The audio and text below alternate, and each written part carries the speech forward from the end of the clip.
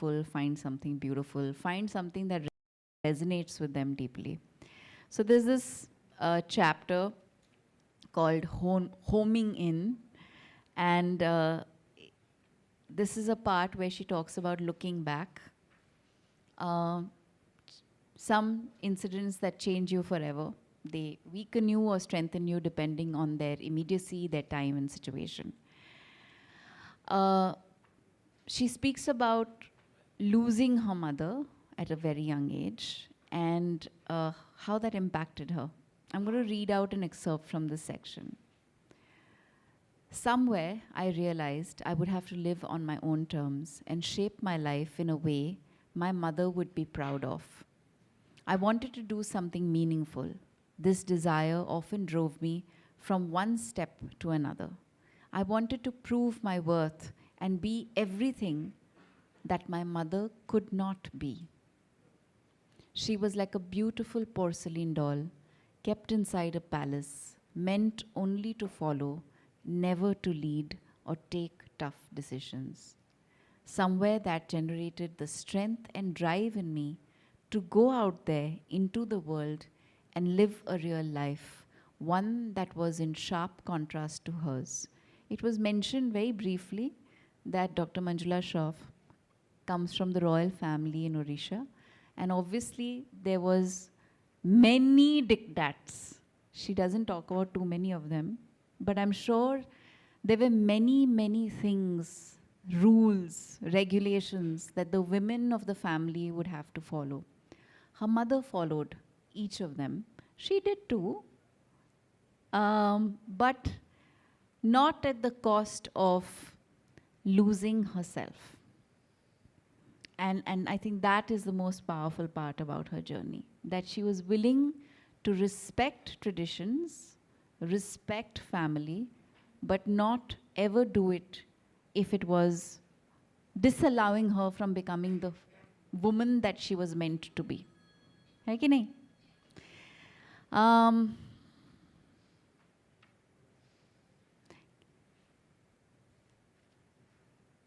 इन्होंने ना अपना पैलेस छोड़ के ये दिल्ली में रहने चली गई अपनी दोस्तों के साथ, और ज़िंदगी में पहली बार लोकल बसेस पे ट्रैवल करने लगी. कोई रास्ता नहीं है, तब तो गूगल मैप्स भी नहीं थे, कोई रास्ते का ठिकाना नहीं था. ये तो कभी इनको बताना भी नहीं पड़ता था कि किसी को कि कहाँ जाना है, सबको पता होता था और सीधे डेस्टिनेशन ले चले जाते थे. Imagine living in Juggies in Delhi after Barsatis, after living in a palace and finding her way. Very deeply altering experience, and I think it did her a lot of good, as terrifying as it was, because I think that was the first time in life where she realized कि अगर आगे बढ़ना है किसी भी इंसान को, तो डर के साथ आपको दोस्ती करनी होगी. And you have to do whatever you really believe you need to do despite the fear. Should I read out working women working with women? Yes. Okay. Being a woman, and I'm sure a lot of women in the audience here will recognize this. Being a woman and a working woman, I have naturally come across both men and women co-workers at all levels. I have seen women in government sectors and higher offices, as social workers and organization leaders. Women indeed are a compassionate lot. In my area of work, I have enjoyed ideating, planning, and executing various projects with women, and often been pleasantly surprised by their drive and involvement. It is true women are natural multitaskers and play their part with sincerity. Their diligence and ability to be good managers makes it a smooth sail when situations get challenging, when deadlines come calling. At some time, there definitely are women, who one needs to watch out for, the kind who are consumed and driven by negativity. This is when one realizes it takes all kinds to make the world, but what goes for both genders is that men can be sugar-coated and dual-faced too. The sooner one understands and works around this with magnanimity, the easier the ride will be. I think it's a very honest thing to say. We have all kinds of people in our lives. So there's this lovely space called Into, where she talks about about nature and how that impacts her. All of you who know me know how much I love nature. And this chapter is called Out in the Open.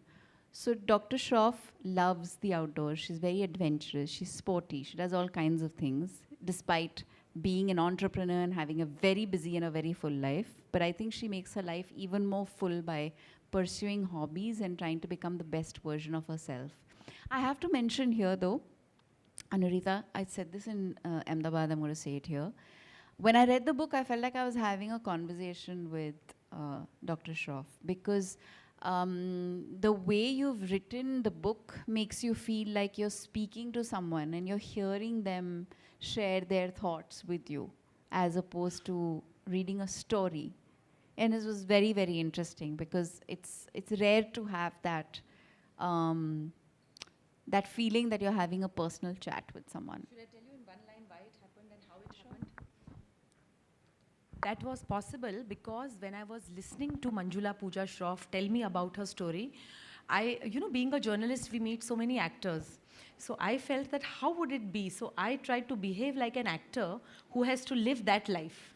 So for a long time, when I would talk to her, I would try to get into her shoes कि अगर अभी वो ये कर रही होती, अगर मैं दिल्ली में ऐसे अकेले होती तो मैं क्या करती?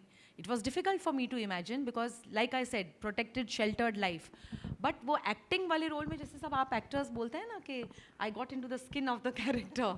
So I actually got into the skin of the character, and that is why I think आपको ये feeling आया है.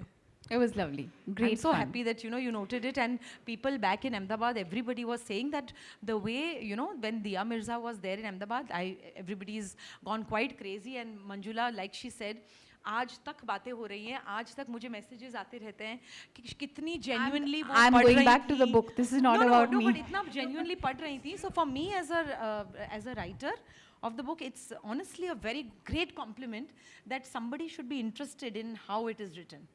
I'm honored. Thank you. Okay, she's a nature lover just like me, and that makes this even more special. I've always been a city girl, even realized my dreams and aspirations in the city. But a part of my heart is unfailingly and eternally partial to the mountains, the forests, the flowing rivers.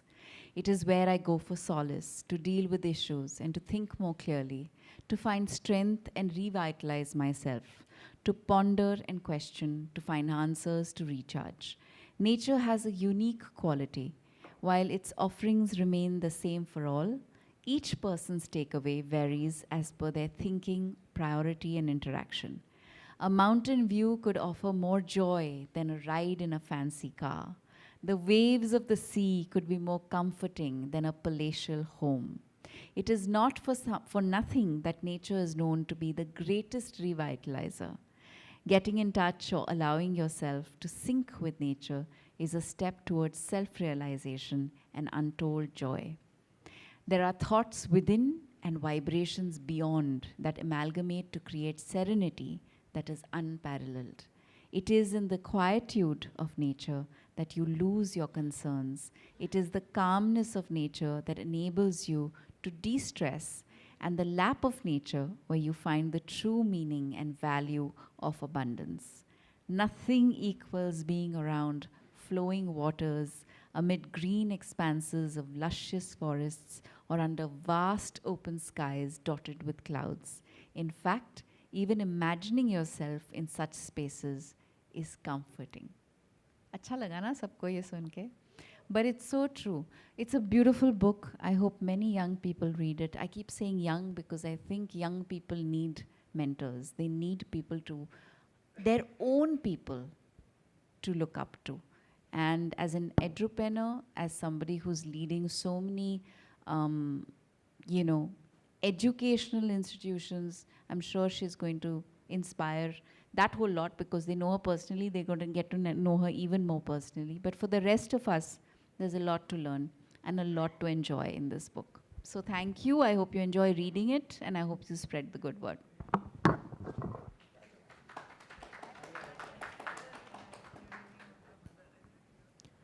Thank you very much, ma'am, for those inspiring words. With that, I would like to open the floor for our media friends for a quick Q&A session.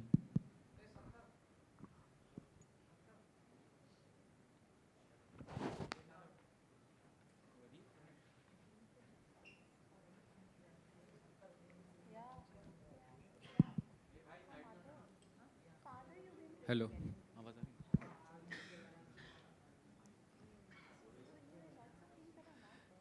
Diya ma'am, you also attended success in a very young age. So, do you feel for a woman it's more difficult to attain success, and there are a lot of social barriers? And what mantra you want to give to a person who is inspired by your success as such?